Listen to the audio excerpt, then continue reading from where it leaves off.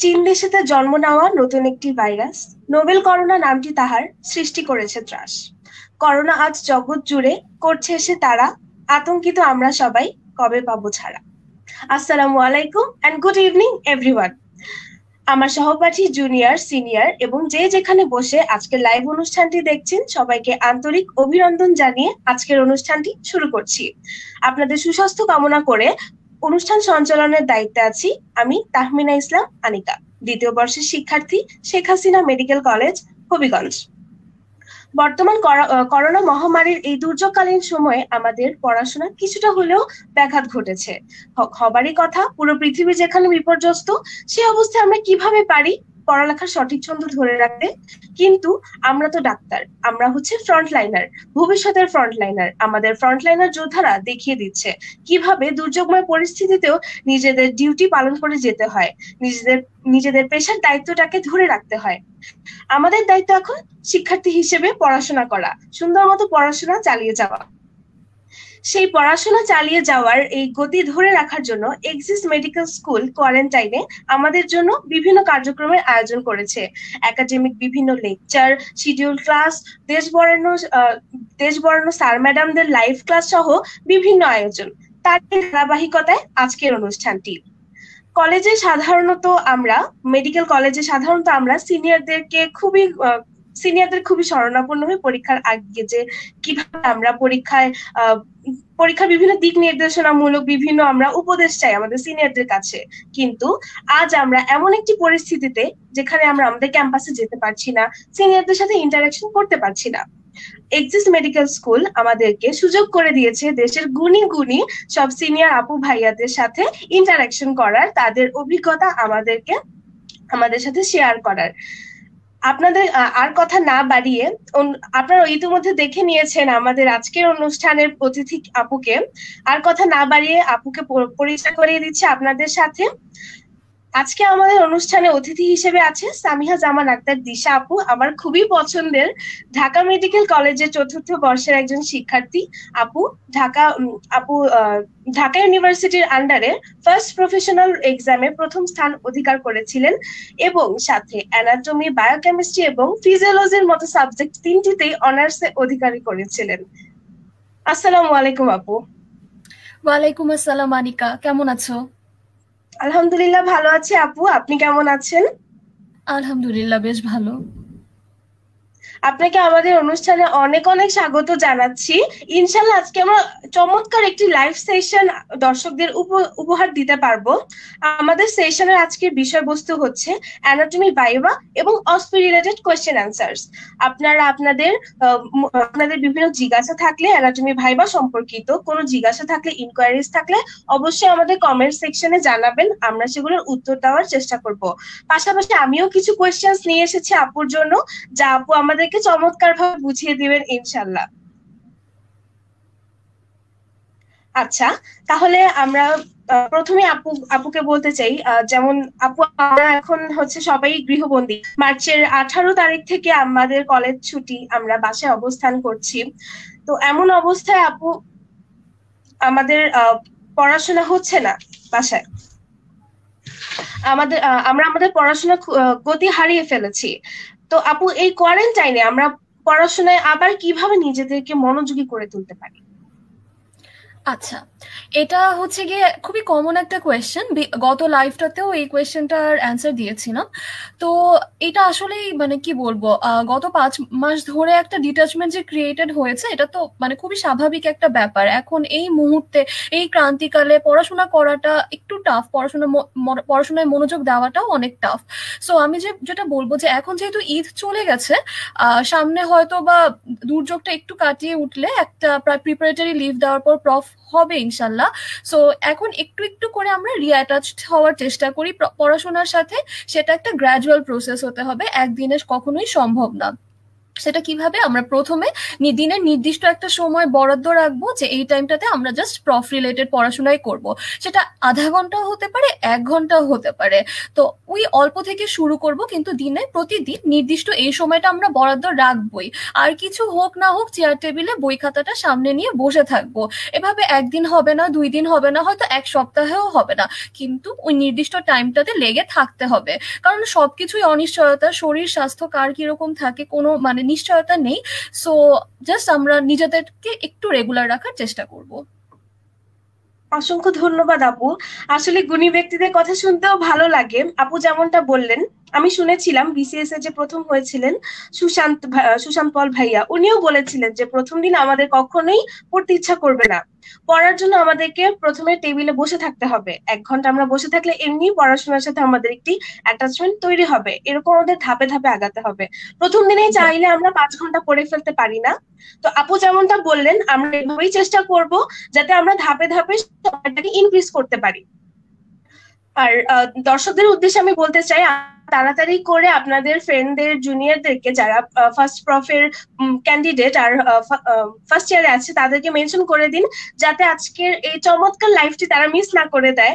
কারণ অ্যানাটমির মতো কঠিন একটি সাবজেক্টের অনেক জিজ্ঞাসা থাকে আনঅফিসিয়াল, সেগুলো আমরা আমাদের এই গুণী ব্যক্তিদের কাছ থেকে আমরা পেতে পারি। তো কেউ মিস করবেন না, বেশি বেশি শেয়ার করে দিন আর আপনার ফ্রেন্ডসদের জুনিয়রদেরকে মেনশন করে দিন। আচ্ছা, আপুর কাছে হচ্ছে আমার নেক্সট কোয়েশ্চেন, যে আমরা এখন যেহেতু বাসে অবস্থান করছি, অনেকের কাছেই বোনস নেই।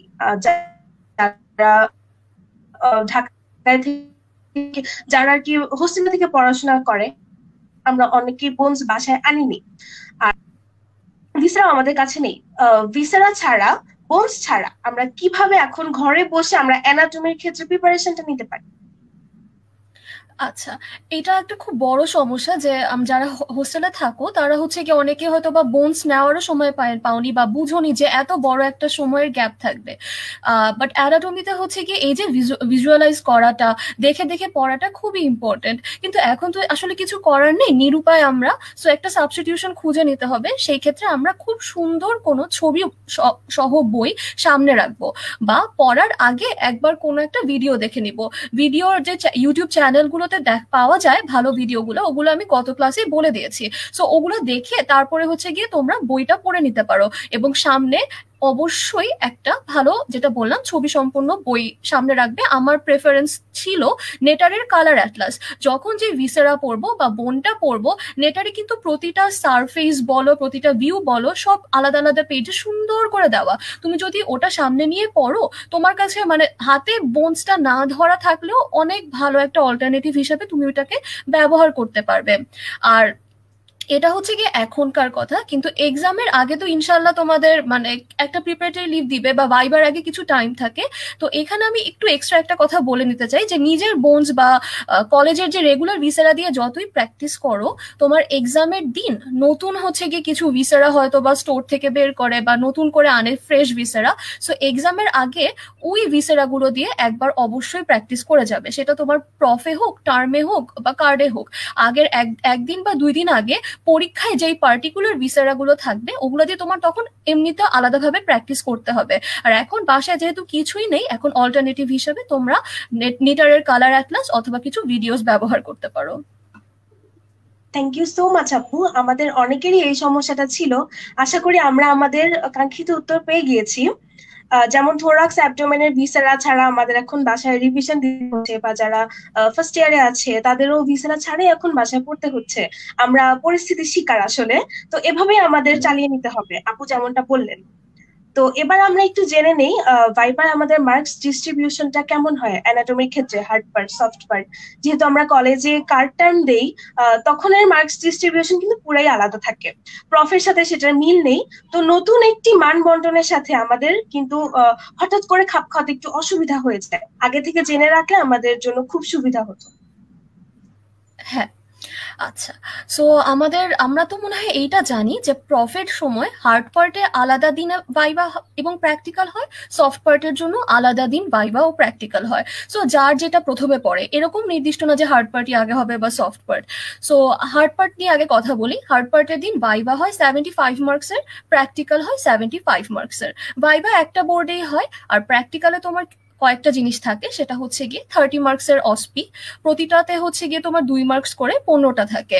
দেন থাকবে হচ্ছে গিয়ে তোমার সারফেস অ্যানাটমি বা সারফেস মার্কিং যেটাকে বলি 20 মার্কসের, ওখানেও তোমাকে 2টা জিনিস মার্ক করতে দিবে। দেন থাকবে তোমার লাকি স্লাইডস যেটাকে বলি, লটারির মাধ্যমে 2টা স্লাইড তুলতে হবে, ওটাতেও 20 মার্কস। আর সবশেষে থাকে হচ্ছে গিয়ে আমাদের প্র্যাকটিক্যাল বা হিস্টোলজি যেই খাতাটা। আনফরচুনেটলি ওই খাতার পেছনে আমরা অনেক সময় ব্যয় করি, কিন্তু মার্কস হচ্ছে গিয়ে মাত্র 5।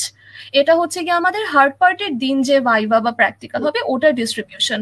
ওরকম আরেকদিন হবে তোমার সফট পার্ট, সেম ভাইবাতে তোমার হচ্ছে 75 মার্কস, প্র্যাকটিক্যালে অসপিতে 30 মার্কস, কিন্তু এই ক্ষেত্রে তোমার থাকবে হচ্ছে গিয়ে তোমার ডিসেকশন। সেই ডিসেকশনে তোমার থাকতে পারে হচ্ছে ডিসেকশন থাকবে, দেন থাকবে হচ্ছে গিয়ে তোমার রেডিওলজি। আর রেডিওলজি ডিসেকশন দুইটাতেই হচ্ছে গিয়ে তোমার 30 করে, সরি তোমার ডিসেকশনে হচ্ছে গিয়ে 30 করে, আর রেডিওলজিতে হচ্ছে গিয়ে তোমার 15। এই হচ্ছে গিয়ে তোমার marks distribution. Thank you so much আপু, আপনার চমৎকার উপস্থাপনের জন্য। আমরা তাহলে আগে থেকে অবগত হয়ে গেলাম মার্কস ডিস্ট্রিবিউশনের সম্পর্কে, যারা পরীক্ষার্থী আছি, সাথে আমাদের জুনিয়ররাও অনেক অ্যাডভান্স হয়ে গেল। আচ্ছা, আমাদের কমেন্ট সেকশনে দেখতে পাচ্ছি একজন ইনকোয়ারি করেছে, অনন্দিতা হাবিব লিখেছে, প্রিভিয়াস লাইভে আপু অ্যানাটমি কোন কোন বই ফলো করব ওটা সম্পর্কে বলেছিলেন, বাট ভিসেরার জন্য আপনি কোন গাইডটা ফলো করতেন ওটা যদি কাইন্ডলি বলতেন। আচ্ছা, ভিসেরার জন্য আসলে আমরা তো প্রথমে যখন পড়ি, আমি এটা আগের ক্লাসে বলেছিলাম, যখন আমরা প্রথম পড়তে যাব তখন গাইডটা অ্যাভয়েড করাটা বেটার। এটা হচ্ছে কি যারা প্রফ দিবে তাদের চেয়ে যারা এখন ফার্স্ট ইয়ার আছে তাদের হয়তো বা বেশি কাজে লাগতে পারে, যে প্রথমে আমরা যখন কোনো ভিসেরা পড়বো মেইন বইটা পড়ার চেষ্টা করব। মেইন বই থেকে তুমি সেটা যেটাই পড়ো, আমি দত্ত প্রেফার করতাম ভিসেরার জন্য, তোমরা বিশ্রাম সিং পড়তে পারো বা বিডি চৌরাসিয়া পড়তে পারো। একটা ভিসেরা মানে বেসিক জিনিসগুলো জানতে হবে তোমার, হ্যাঁ, ভাইবার জন্য। যেমন তোমার সারফেস কোনটা, বর্ডার কোনটা, শুধু জানতেই হবে না, তোমার এটা মাথায় থাকতে হবে, কারণ টিচাররা মুখে বলার চেয়ে দেখিয়ে দেখিয়ে বলাটাকে বেশি প্রেফার করেন। সো এইগুলো তোমরা হচ্ছে ওই বইগুলো থেকে, মেইন বই থেকে পড়াটা অ্যাকচুয়ালি বেটার। কিন্তু একটা ভিসেরা ধরে অ্যানাটমিক্যাল পজিশনে ধরে কি কি বলতে হবে, এটা হচ্ছে গিয়ে তোমাদের গাইডগুলোতে পিছনে সুন্দর করে দেওয়া থাকে। সো যে কোনো গাইড, আমি হচ্ছে গিয়ে আরিফ রিপ্রেজেন্টেশনটা পড়তাম, যে কোনো গাইড অ্যাকচুয়ালি এটা কোনো ম্যাটার করে না, তোমার পিছনে সুন্দর করে দেওয়া থাকবে, এবং ওইটা তোমার হচ্ছে গিয়ে প্রথমে ধরেই বলতে হবে। টিচার কিন্তু তোমাকে হচ্ছে গিয়ে বলবে না যে বলো বা শুরু করো, এরকম হয়তো বা নাও বলতে পারে।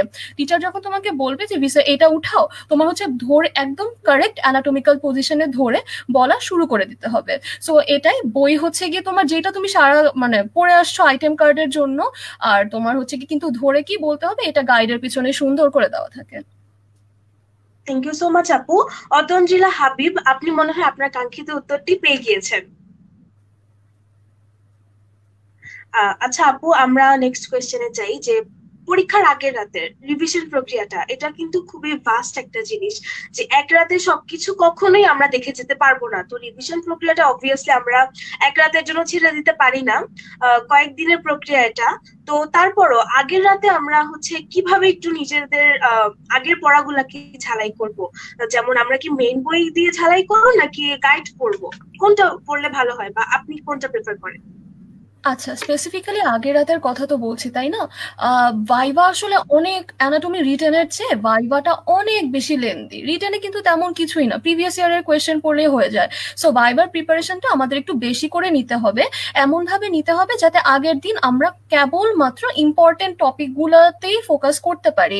সেটা হার্ড পার্টের ক্ষেত্রে যে কোনো বোনস হতে পারে, বোনস ধরে আমরা যতবার বলবো বা বলার প্র্যাকটিস করবো আমাদের জন্য ততই ভালো। সো আগের দিনটা আমরা কেবল বোনসের রিভিশনের জন্য রেখে দিতে পারি। আর বোনসের ক্ষেত্রে বোনস পড়ার জন্য, এই বইটার নাম তখন হয়তো বলিনি, সেলিম রেজার যে অস্টিওলজি বইটা বোনসের জন্য খুবই ভালো।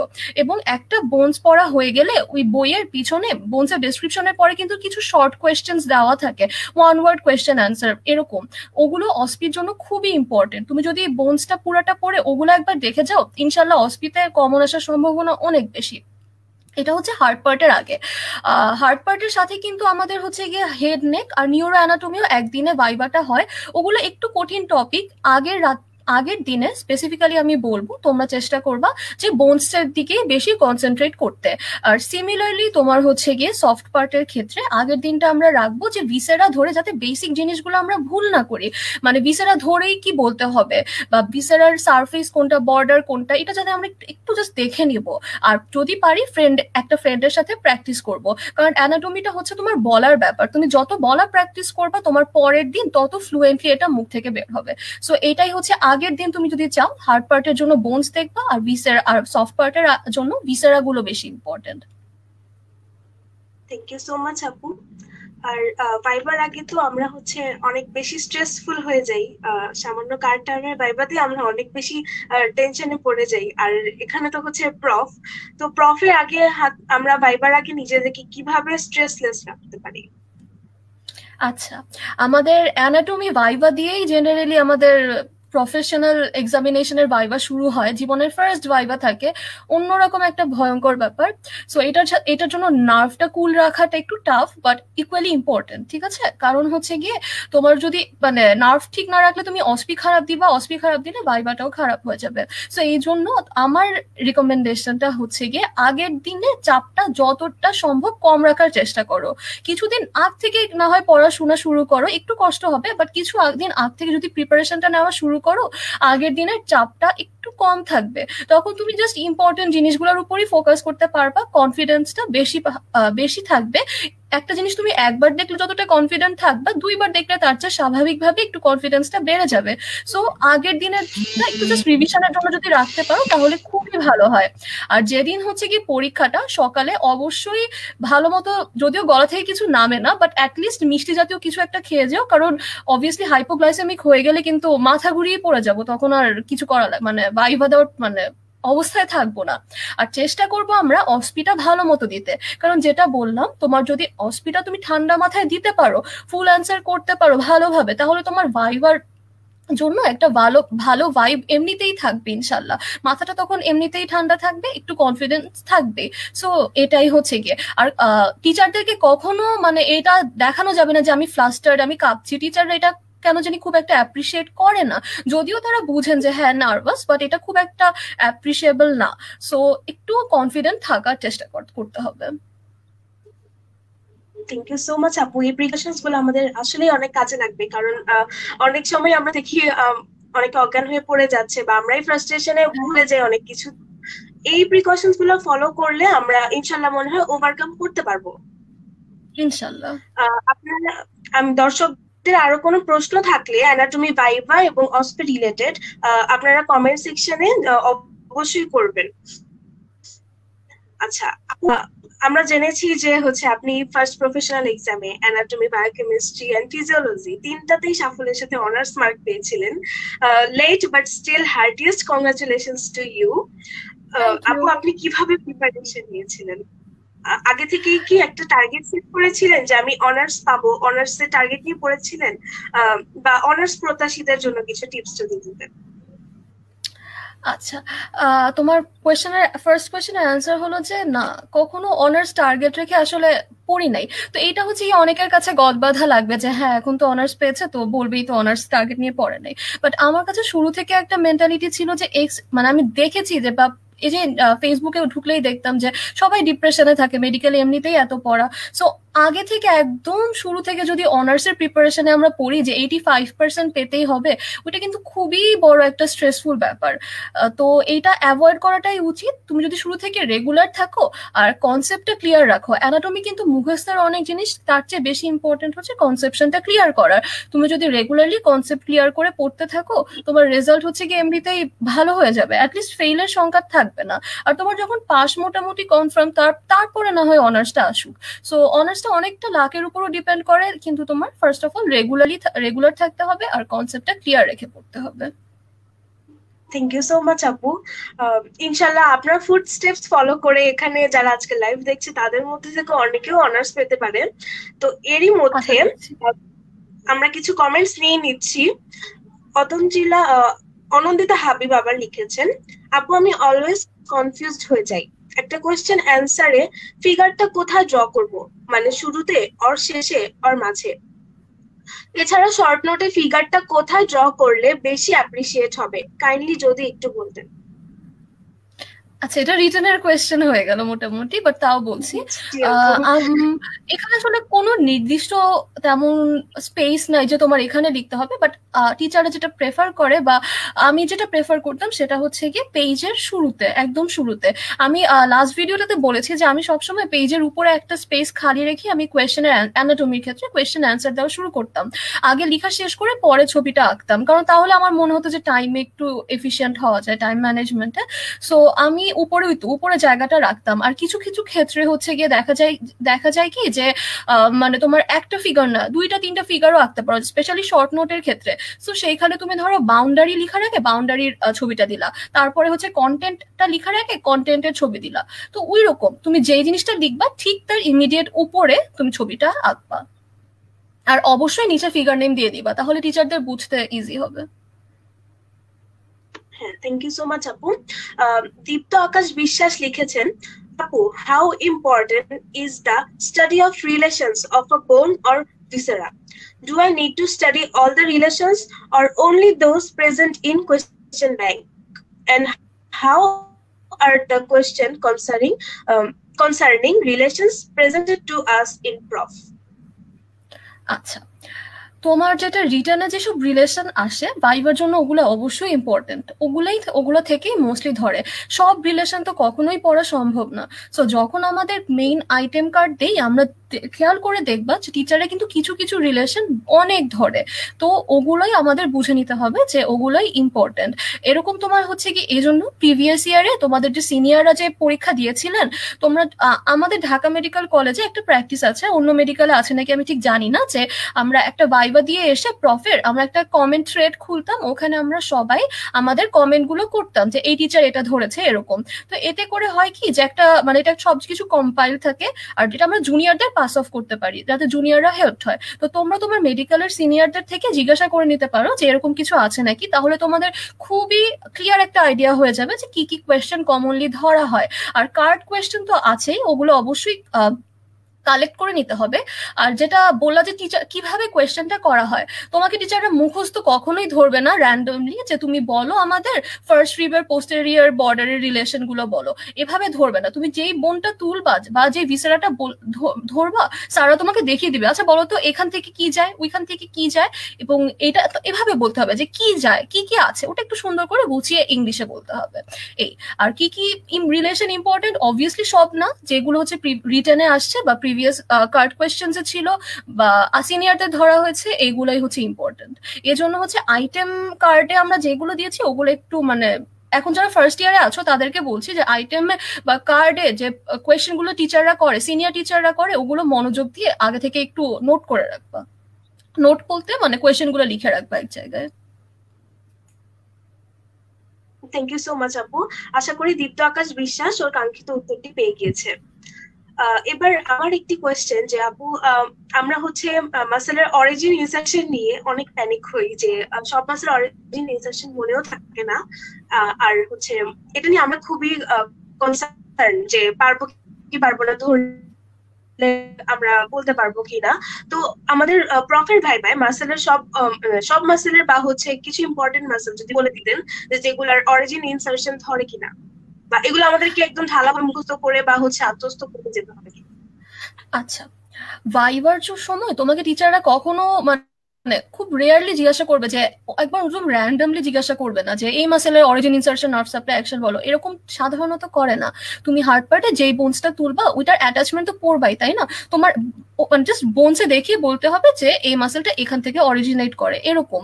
তো একটা বোনের অ্যাটাচমেন্ট তো আমাদের পড়তেই হয় না, সো ওই অ্যাটাচমেন্ট গুলো পড়লেই তোমার হচ্ছে গিয়ে অরিজিন ইনসার্শন চলে আসে মোটামুটি। আর এছাড়া তোমার হচ্ছে গিয়ে অ্যাগেইন তোমার রিটেনে যেগুলো ইম্পর্টেন্ট, টিচাররা যে বড় বড় মাসেল গুলো দেখতে যায়, যেমন হচ্ছে গিয়ে তোমার আমাদের যে লিমস এর যেসব মাসেল গুলো, কোন মাসেলটা কোথায় মানে কোন মুভমেন্টে সাহায্য করে, ইম্পর্টেন্ট যে মাসেল গুলো ধরো তোমার যেগুলো তোমার সুপারফিশিয়াল কম্পার্টমেন্টে থাকে বা একদম যেগুলো আমাদের যেটাকে আমরা বলি যে প্রাইম প্রাইম অ্যাগোনিস্ট যে মাসেলগুলো থাকে একটা জয়েন্টের, অ্যাগোনিস্ট বা অ্যান্টাগোনিস্ট, ওই মাসেলগুলো ধরতে পারে। তো এইগুলো হচ্ছে কি সেম তোমাদের হচ্ছে আইটেম বা কার্ডে বাইবাতে যেসব মাসেলের অরিজিন ইনসার্শন গুলো ধরে ওগুলো জেনারেলি ধরে, বাট কখনো মুখস্থ একদম গদ বাঁধা ধরবে না। টিচাররা অ্যাগেইন পয়েন্ট করে দেখিয়ে দিবে যে বলো এই যে এইখানে কি মাসেলটা লাগে, এই গ্রুভে কি মাসেলটা লাগে, এটার কন্টেন্ট কি, এভাবে জিজ্ঞাসা করতে পারে। আর অ্যাকশন তো একটু জানতেই হবে, মানে স্পেশালি যে তোমার যেগুলো যেটা বললাম প্রাইম অ্যাগোনিস্ট অ্যান্টাগোনিস্টের অ্যাকশন তো জানতেই হবে। আর নার্ভ সাপ্লাইটা একদম গদ বাঁধা ভাবে মুখস্থ না করে যদি লিমস এর মাসেল গুলো নার্ভ সাপ্লাই তো ধরে, কম্পার্টমেন্ট ওয়াইজ একটু মনে রেখো, অ্যাটলিস্ট তুমি যদি মেইন নার্ভটার কথা বলতে পারো তাহলে অ্যাকচুয়ালি হয়ে যায় মোটামুটি। আপু আমার নেক্সট ইনকোয়ারি হচ্ছে যে হিস্টোলজি এমব্রায়োলজি এটা ভাইবার প্রিপারেশন আমরা কিভাবে নিতে পারি বা কোন টাইপের কোশ্চেন বেশি করা হয় হিস্টো আর এমব্রায়োর ক্ষেত্রে? আচ্ছা, হিস্টো আর এমব্রায়ো মানে কি বলবো, আমাদের ফিয়ার্ড বলতে পারি একটা টপিক, জেনারেল অ্যানাটমিও একটু মানে নিগৃহীত থাকে। সো এই ক্ষেত্রে ফার্স্টে আমাদের যে কাজটা হবে সেটা হচ্ছে গিয়ে প্রিভিয়াস ইয়ারের কার্ড কোয়েশ্চেন কালেক্ট করে ওগুলো সলভ করব। টিচাররা জেনারেলি কার্ড কোয়েশ্চেন থেকেই ধরে পাশের জন্য, অনার্সের জন্য হয়তো বা একটু ডিপে যেতে পারে। আর সেই ক্ষেত্রে বইগুলোর কথা লাস্ট ক্লাসে আলোচনা করেছি। হিস্টোলজিতে একটা জিনিস আমি বলবো যে আমরা যে প্র্যাকটিক্যাল খাতা লিখি একদম চোখ বন্ধ করে কপি না করে, বা তোমার হচ্ছে আমরা জেনারেলি সিনিয়রদেরটা কপি করে লিখে দিই, তখন আমরা একটু পড়বো কি কি পয়েন্ট দেওয়া আছে, মানে একটা স্লাইডের আইডেন্টিফাইং ফিচার্স কি কি, পড়ে ওটা বোঝার চেষ্টা করব। দরকার হলে কোনো একটা বই থেকে আমরা ছবিটা, অ্যাকচুয়াল যে রিয়েল ছবিটা দেখে নিব, নেটে সার্চ দিয়ে ছবিটা দেখে নিব।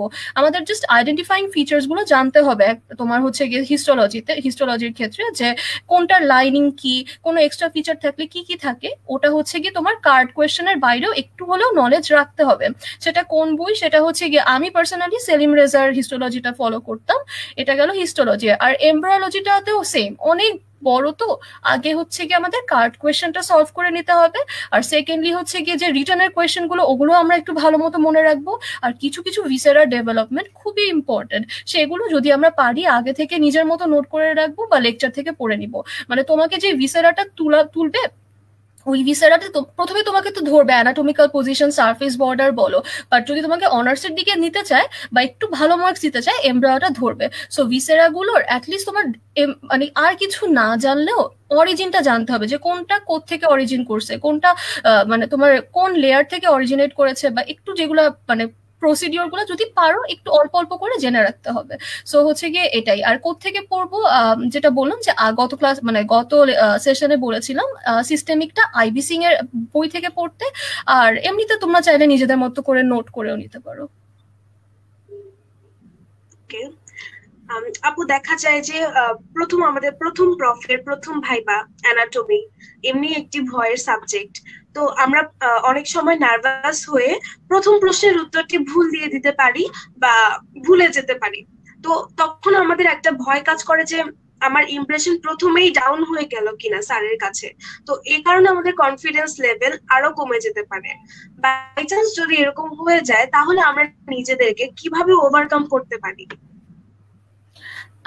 আচ্ছা, টিচাররা না একটু কনসিডারেট হয় বুঝছো।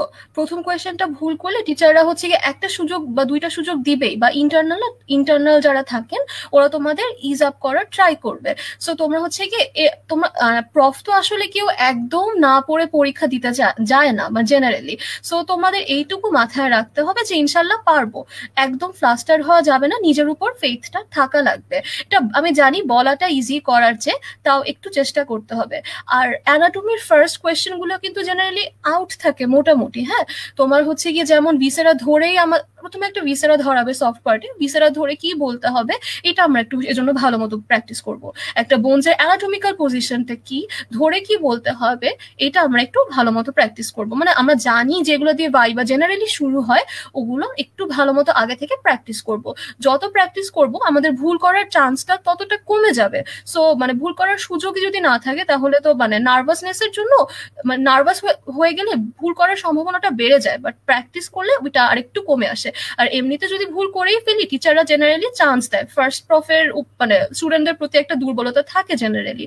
সো একটু মাথাটা ঠান্ডা রাখতে হবে এই। আর যদি একদমই না পারি আমরা সরি সরি স্যার বা সরি ম্যাডাম বলে দিব এই।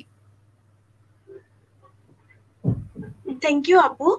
আমাদের এই প্রবলেমটা অনেকই হয়, তো এই জন্য আপনার চমৎকার দিক নির্দেশনার জন্য ধন্যবাদ।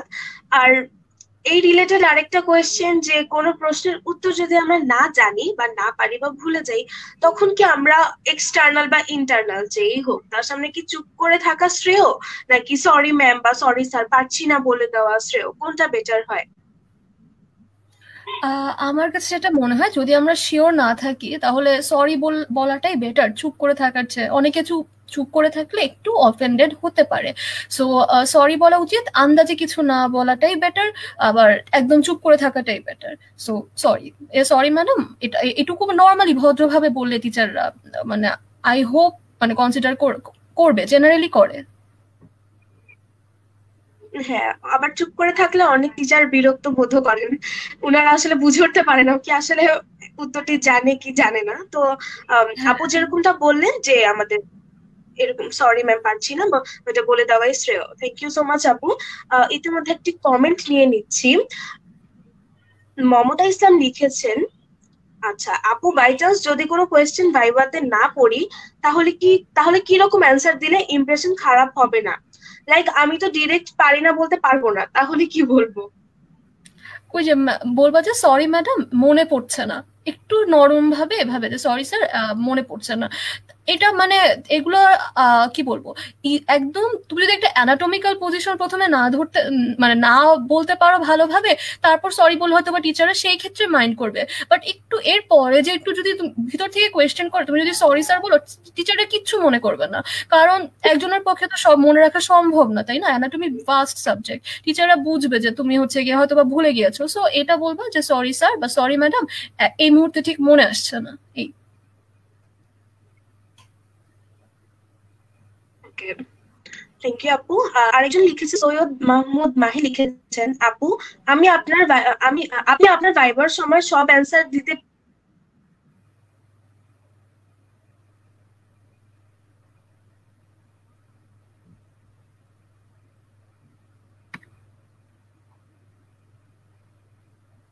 হ্যালো, আবার রিপিট করবো কোয়েশ্চেনটা? হ্যাঁ, হ্যাঁ জি আপু। সৈয়দ মাহমুদ মাহি লিখেছেন, আপু আপনি আপনার ভাইবার সময় সব অ্যান্সার করতে পেরেছিলেন কিনা?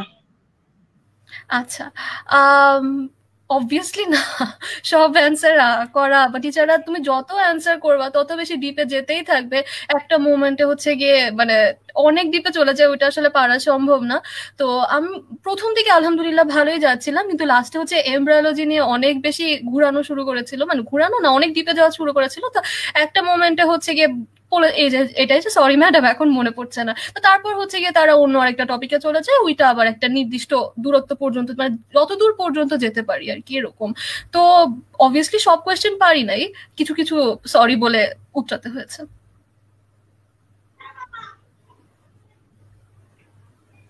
আপু, ভাইবার প্রিপারেশনের জন্য আপনি কি আলাদা কোনো বই ফলো করেছিলেন কিনা?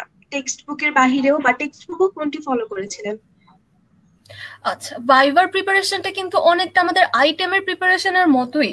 মানে তুমি যদি আইটেমটা একটু ভালো মতো, এই যে অ্যানাটমি পরীক্ষা নিয়ে আমি একটা কথা বারবার বলতে চাই, যে অ্যানাটমি কিন্তু তোমার প্রফে ভালো করার জন্য আগের 1.5 সপ্তাহ 2 সপ্তাহে একদম সব নাওয়া খাওয়া ভুলে পড়ার চেয়ে শুরু থেকে কনসেপশনটা ক্লিয়ার করে পড়লে অনেক ইজি হয়ে যায়।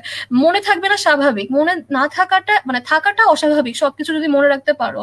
কিন্তু এজন্য আমাদের প্রথম থেকে যদি আমরা কনসেপ্টটা ক্লিয়ার রাখতে পারি, কিছুটা রেসিডুয়াল নলেজ থাকবে। সো প্রথমে হচ্ছে গিয়ে যেই বইটা আমরা প্রথমে ফলো করতাম, মানে আইটিমের জন্য যে বইটা পড়েছিলাম আমি, ভাইবার প্রিপারেশনও এক্স্যাক্টলি সেম বইটা থেকেই নিয়েছিলাম। সো এরকম তোমরা যদি প্রথমে, এখন যারা প্রফ দিবার সামনে, তাদের তো আসলে নতুন কিছু পড়ার টাইমটা এখন ওইভাবে নাই। সো তোমরা যেই বইটা থেকে অরিজিনালি পড়েছিল ওই বইটাই পড়ো। কিন্তু একটা জিনিস খেয়াল রাখতে হবে যে কনসেপ্টটা ক্লিয়ার আছে নাকি। সেই ক্লিয়ারটা তোমরা এখন কিভাবে করবা, সেটা ভিডিও দেখে হতে পারে, ডেমনস্ট্রেশন দেখে হতে পারে, তো বা অন্য যদি কোনো রিসোর্স চাও, বই চাও, সেটা থেকেও হতে পারে। বাট নির্দিষ্ট ভাইবার জন্য ওরকম বই নাই। কিন্তু ভাইবাতে তো একটা জিনিস এক্সট্রা, বোনস, যেটা আমাদের রিটেনে জেনারেলি আসে না। সো বোনসটা হচ্ছে সেলিম রেজার অস্ট্রিওলজি থেকেই পড়তাম। তো ভাইবা এক্সট্রা বই ধরা বলতে এইটাই। আর বাকি হচ্ছে যেটা দিয়ে রিটেন দিয়েছি বা আইটেমের জন্য যে বইটা ফলো করছি, ওইটাই হচ্ছে গিয়ে মানে আমার রিসোর্স ছিল মেইন। থ্যাংক ইউ আপু। আমাদের লাইফটি প্রথম বর্ষের অনেক শিক্ষার্থী দেখছেন, তো তাদের মনে একটি কোয়েশ্চেন থাকতে পারে যে কলেজ খুলেই তাদের কার্ড টার্ম, তো বোনস ভিসেরা ছাড়া তারা এখন যে সিচুয়েশনে বাসায় আছে, তারা নিজেদেরকে পড়াশোনায় কিভাবে চালিয়ে নিয়ে যাবে? কারণ আমরা যারা সেকেন্ড ইয়ারে আছি আমরা তো রিভিশন প্রক্রিয়ার মাধ্যমে যাচ্ছি, বাট তারা তো সিচুয়েশনের জন্য একদমই ডেমনস্ট্রেশন লেকচার ক্লাস থেকে দূরে আছে, তো তারা এই সময় কিভাবে নিজেদের পড়াশোনাটা কাভার করতে পারে? আচ্ছা, সো ওদের ক্ষেত্রে যেটা মানে এই জিনিসটা অ্যাকচুয়ালি লাস্ট লাইভে একটু হলেও বলেছিলাম, সেটা হচ্ছে কি আমাদের অ্যানাটমিতে তো ভিজুয়ালাইজেশন মোস্ট ইম্পর্টেন্ট। বারবার আমি সেম কথা বলছি কেন, কারণ এটা অ্যাকচুয়ালি অনেক ইম্পর্টেন্ট। হাতে আমরা যখন আইটেমের জন্য প্রিপারেশন নিতাম তখন হাতে একটা ভিসারা থাকতো, মানে টিউটোরিয়াল ক্লাসে ভিসারা দেখে দেখে আমরা হচ্ছে গিয়ে পড়তাম। কিন্তু এখন যেহেতু ওদের বাসায় নেই, তো এই জন্য হচ্ছে কি আমার কাছে বেস্ট জিনিসটা মনে হয় তোমরা যদি ইউটিউবে কিছু ভিডিও দেখো, কিছু 3D ভিডিও পাওয়া যায়, ভিসেরা গুলো খুব সুন্দর করে বলে দেওয়া, বোনস খুব সুন্দর করে বলে দেওয়া। তো ফার্স্ট ইয়ারে তোমাদের যদিও অনেক বড় একটা তোমার ড্রব্যাক যে তোমরা হচ্ছে গিয়ে এখন একদম রিয়েল ভিসেরা বা বোনস পাচ্ছ না হাতে, কিন্তু ভিডিও দেখে নিলে অনেকটাই তোমার হচ্ছে কাভার হয়ে যাবে। আর পরে না হয় ক্লাসে গিয়ে মিলিয়ে নিলা একবার, তাহলে হচ্ছে গিয়ে একদম ইনশাল্লাহ কাভার হয়ে যাবে। হ্যাঁ, তো আমার যারা ফার্স্ট ইয়ারের জুনিয়ররা আছো তারা তাদের এই কোশ্চেনের উত্তর পেয়ে গিয়েছো। তো আপু, হার্ড পার্টে মানে বিভিন্ন বোনস থেকে যে কোশ্চেন করা হয়, তো ভাইবার আগের দিন আমরা অনেক বেশি টেন্স থাকি যে এতগুলা বোনস আমরা আগের দিন কিভাবে রিভিশন দিব বা সবকিছু রিভাইজ দিয়ে আমরা সেরে উঠতে পারবো কিনা। তো আপু, কিভাবে বোনস গুলা পরীক্ষার আগে রিভিশন দিলে ভালো হয় একদম পরীক্ষার 2-1 দিন আগে? মানে তখন কি আমরা নিজেরা পড়বো, নিজেরা সেলফ রিভাইজ দিব, নাকি তখন আমরা ডেমো দেওয়া বা ডেমো নেওয়া এরকম প্রক্রিয়ার মধ্যে দিয়ে যাব? কোনটা ভালো হয়? আচ্ছা, বোনসের জন্য আমার কাছে প্রেফারেবল ছিল মানে দুইজন, যেটাকে আমরা গ্রুপ স্টাডি বলি। তো আমি হচ্ছে আমার স্টাডি পার্টনারের সাথে পড়তাম, টাইম যাতে কম লাগে এই জন্য হচ্ছে গিয়ে ও একটা বোনস আমাকে ডেমো দিত, আমি হচ্ছে গিয়ে ওকে আরেকটা বোনস ডেমো দিতাম। এতে হতো কি ওর জিনিসটা আমি শুনতাম বা ভুল বই থেকে মিলাতাম, ও আমারটা শুনে শুনে ভুল বই থেকে মিলাতো, এরকম করে আমাদের পড়াটা একটু তাড়াতাড়ি হয়ে যেত। সো হচ্ছে গিয়ে আমার কাছে মনে হয় যখন এক্সামের আগে, এটা তোমার যেই এক্সামই হোক, আমি প্রেফার করি তোমার হচ্ছে গিয়ে বোনস গুলা তোমরা যদি 2জন বা 3জন মিলে একসাথে পড়তে পারো, একজন আরেকজনকে ডেমনস্ট্রেশন দিয়ে, তাহলে হচ্ছে গিয়ে তোমাদের পড়াটা আর একটু ইফেক্টিভ হবে, আর একটু বেশি মনে থাকবে। স্বাভাবিক এতগুলো বোনস একদম মাথাটা গরম হয়ে যায়, কিন্তু আগে যদি তোমরা যদি একজন আরেকজনকে বলার প্র্যাকটিসটা করো, জিনিসটা একটু ইজিয়ার হয়ে আসে। হ্যাঁ, আর আপু, সফট পার্টে কি বেশি ডেপথ থেকে কোয়েশ্চেন করা হয় কিনা? ওই যেটা বললাম, আচ্ছা এই সেম তোমার হচ্ছে তুমি যত পারবা টিচাররা তত আগাবে। টিচাররা এখানে তোমাকে টেস্ট করতে বসছে তোমার ডেপথ অফ নলেজ, ঠিক আছে? এমন না যে তুমি মানে টিচাররা মানে ট্রাই করে দেখবে যে তুমি কতটুকু পারো। সো একদম বেসিক থেকে শুরু হবে, তুমি যদি ওগুলোর কারেক্ট অ্যান্সার দিতে চাও, আস্তে আস্তে টিচাররা হিস্টোলজি, এমব্রায়োলজি, জেনারেল অ্যানাটমি, যদিও সফট পার্টের ভাইবার দিন কিন্তু এগুলো ধরার কথা না, কিন্তু টিচাররা হচ্ছে কি আস্তে আস্তে ডিপে চলে যেতে পারে তুমি যদি আগের কোয়েশ্চেন গুলো ঠিকভাবে অ্যান্সার দিতে পারো। এগুলো কেন? এগুলো হচ্ছে অনার্স এর জন্য বা ভালো মার্কসের জন্য। আচ্ছা, তাহলে আপু, মোটামুটি ভাইবা সম্পর্কিত আমাদের যা যা কোয়েশ্চেন্স আছে তা আমরা কভার করে ফেলতে পেরেছি কমেন্ট সেকশন থেকেও, প্লাস যেসব কোয়েশ্চেন আমাদের মনে উদয় হতে পারে আমরা সেগুলা কভার করেছি। কিন্তু আরেকটি বিষয় হচ্ছে অসপিয়ান প্র্যাকটিক্যাল, তো এটার মার্কস ডিস্ট্রিবিউশন নিয়ে যদি আমাদেরকে বলতেন।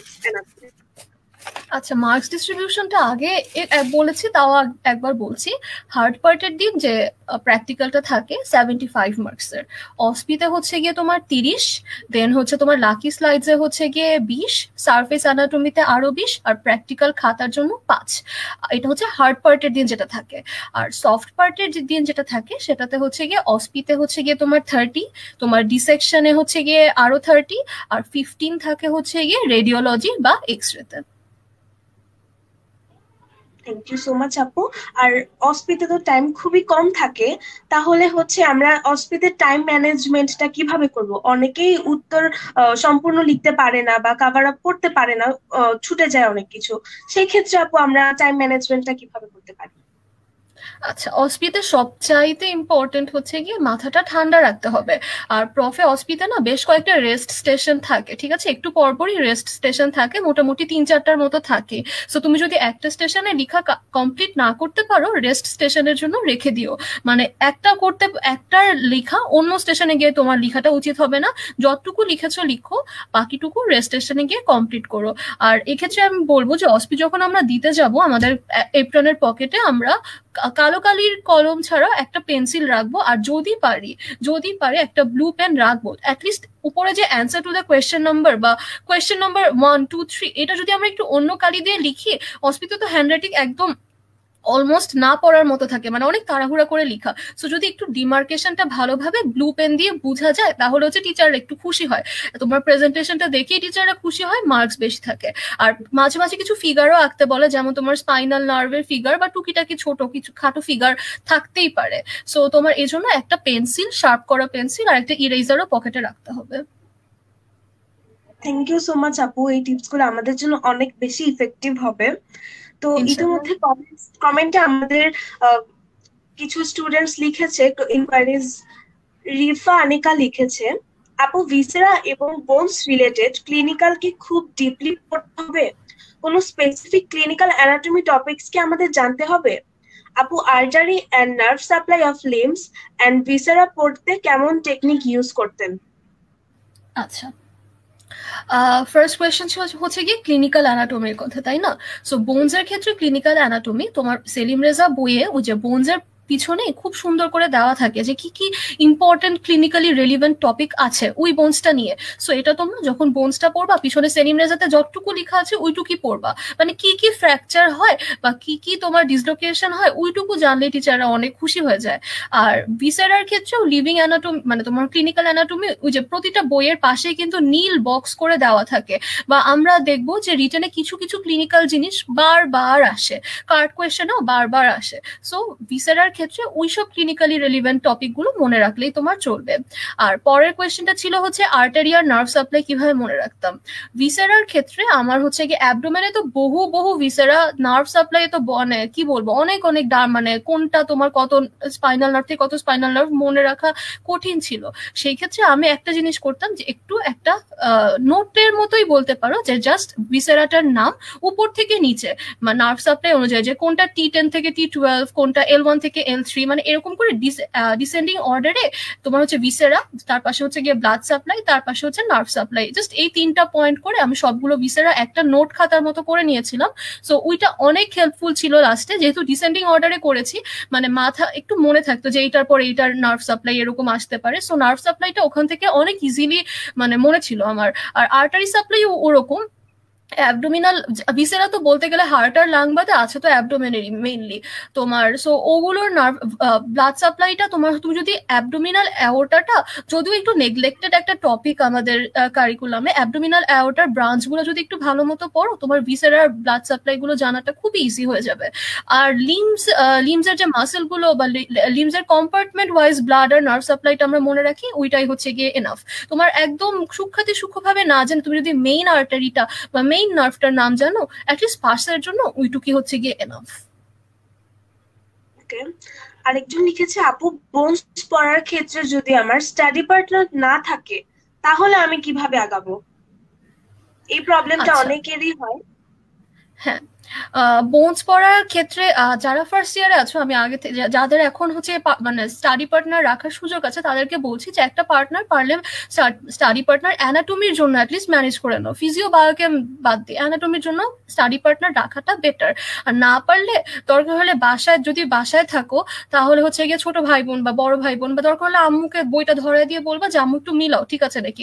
যদিও এটা একটু টাফ হয়ে যায়, বা তুমি হচ্ছে গিয়ে চাইলে আয়নার সামনেও প্র্যাকটিস করতে পারো, বা একটা এটা একটু মানে আনইউজুয়াল হয়ে যায়, বা তুমি হচ্ছে গিয়ে একবার নিজে পুরো বোনসটা দেখে দেখে পড়লা, পড়ে ওটা তুমি তো চাইলে একটা রেকর্ড রাখতে পারো, পরে তুমি শুনে দেখতে পারো যে তুমি কি কি ভুল করছো। এটা আমি কখনো করি নাই। তো তাও মনে হলো যে একা একা যদি পড়তে চাই তাহলে হচ্ছে কি নিজে একবার নিজেকে পড়া দিয়ে রেকর্ডিংটা শুনে মিলিয়ে নিলাম যে ঠিক বলছি না ভুল বলছি। বাট আইডিয়াল হচ্ছে কি একটা স্টাডি পার্টনার রাখা। দরকার হলে তোমার হচ্ছে গিয়ে কলেজের একদম যে অফিসিয়াল একজনকেই স্টাডি পার্টনার রাখতে হবে এরকম কোনো ব্যাপার নাই। পরীক্ষার 1 সপ্তাহ বা 2 সপ্তাহ বা আইটেমের আগে বা হলে গিয়ে একদিন তোমার কোনো একটা মানে রুমমেট বা কাউকে বলা যে দোস্ত একটু পড়াটা ধর আমার, ওই পড়া ধরাটাই হচ্ছে গিয়ে বলতে গেলে ডেমনস্ট্রেশন দেওয়া। সো এরকম 1-2 জন আসলে একটু কষ্ট করে ম্যানেজ করে নিলেই ভালো। জি আপু, যেমন আমাদের একজন স্যার বলেছিলেন যে স্টাডি পার্টনার না থাকলে আমরা আয়নার সামনে দাঁড়িয়ে দাঁড়িয়েও ডেমো দিতে পারি, তাহলে সেটাও এক ধরনের আহ, মানে ডেমনস্ট্রেশন হয়ে যায়। হ্যাঁ, কিন্তু মানে স্টাডি পার্টনার থাকাটা আমি বলবো একটু আইডিয়াল। হ্যাঁ, ভুল ধরার ক্ষেত্রে বা কোনো কিছু ছুটে গেলে সেটা ধরে হুম। দিতে পারে। আম, সোনিয়া মেহজাবিন লিখেছেন, আপু প্লিজ বলেন লাকি স্লাইডে কিভাবে লিখলে মার্কস বেশি পাওয়া যাবে। আচ্ছা, লাকি স্লাইডসে তোমার হচ্ছে গিয়ে কিভাবে লিখার চেয়ে ইম্পর্টেন্ট হচ্ছে গিয়ে তোমার ড্রয়িংটা। তুমি সবকিছু ঠিকভাবে ড্র করছো নাকি, তোমার লাইনিং এপিথেলিয়ামটা ঠিক আছে নাকি, তুমি কিউবয়েডাল রাখলা না কলামনার রাখলা, কলামনারের নিউক্লিয়াসটা কিরকম হবে, কিউবয়েডালের নিউক্লিয়াস কিরকম হবে, স্কোয়ামাস সেলের নিউক্লিয়াস কিরকম হবে। একদম এই বেসিক জিনিসগুলো টিচাররা বেশি দেখে। লিখা হয়তো বা পড়তেও পারে নাও পড়তে পারে। আমাদের যেটা প্রফে হয় যে তুমি হচ্ছে স্লাইডটা যখন লিখলা পড়লা, স্যাররা ওখান থেকেই হচ্ছে তোমাকে কোয়েশ্চেন করে যে তুমি কি লিখছো। তোমাকে জানতে হবে যে তুমি কি লিখেছো, কি দেখেছো, এটা তোমাকে জানতে হবে, কারণ টিচাররা কিন্তু ওখান থেকেও কোয়েশ্চেন আস্ক করে। যখন চেক করতে আসে খাতাটা ওখান থেকে আস্ক করে, না পারলে কিন্তু মানে ভালো মার্কস আসে না।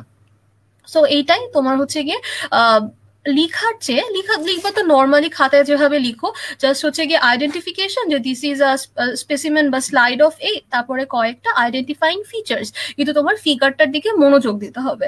এটাই হচ্ছে তোমার লিখা, লাকি স্লাইডে কিভাবে লিখবা। আরেকজন ডিসেকশন কোয়েশ্চেন করেছেন, নাফিসা জামান আক্তার লিখেছেন, আপু ডিসেকশন ভালো মার্কস পাওয়ার জন্য কিভাবে পড়া উচিত। আচ্ছা, ডিসেকশনে ভালো মার্কস পাওয়ার জন্য অবশ্যই তোমার তোমার হচ্ছে গিয়ে যেই তোমার ক্যাডেভারের থেকে পরীক্ষাটা হবে ওই ক্যাডেভারের উপর মানে যদি পারো প্র্যাকটিসটা ওখানেই করা উচিত।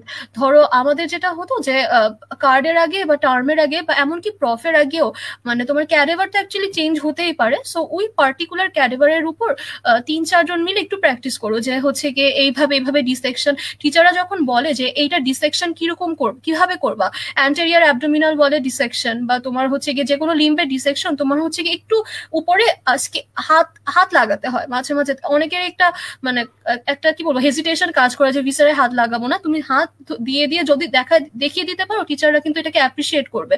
সো পরীক্ষার আগে কয়েকজন মিলে যদি ভিসারের উপর ডিরেক্টলি স্টেপ ওয়াইজ প্র্যাকটিস করো যে তোমার এভাবে এভাবে ডিসেকশন হলো, একজন ধরো ডিসেকশনের স্টেপস দেখালে, একজন তোমার এই নার্ভগুলো বের করে দেখালে, তাহলে হচ্ছে গিয়ে তোমার মানে জিনিসটা অনেক ইজি হয়ে যায়। আর যখন ফার্স্ট প্র্যাকটিস করবো দরকার হলে একজন বই ধরে থাকলো আর একজন হচ্ছে গিয়ে বইটা দেখে মিলিয়ে মিলিয়ে নেড়ে নেড়ে দেখে পরে একজন আরেকজনকে ডেমনস্ট্রেশন দিয়ে ফেললা।